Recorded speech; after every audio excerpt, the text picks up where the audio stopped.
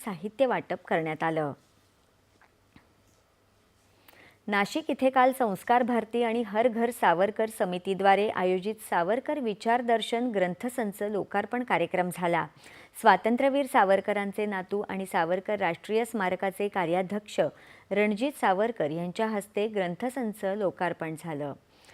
राष्ट्रप्रथम हा सावरकरांचा विचार होता। इतिहासातल्या चुका टाळून देशाची प्रगती करण्यासाठी इतिहासाचा अभ्यास गरजेचा आहे, अन्यथा देशाचा भूगोल बदलेल। सावरकरांचा प्रत्येक विचार हा समर्थ राष्ट्र निर्माण करण्याचा आहे, असं रणजित सावरकर यावेळी बोलताना म्हणाले। भाषावादावरून समाजात फूट पाडण्याचा प्रयत्न होत आहे। देशात अराजक माजवण्यासाठी परकीय शक्ती नेहमीच दहशतवादी कारवाया करत असतात, त्यामुळे देशाचं फार मोठं नुकसान होत असतं। त्यामुळे देशापुढे असलेल्या आव्हानांना ओळखून जागृत होणं गरजेचं आहे, असं ते म्हणाले।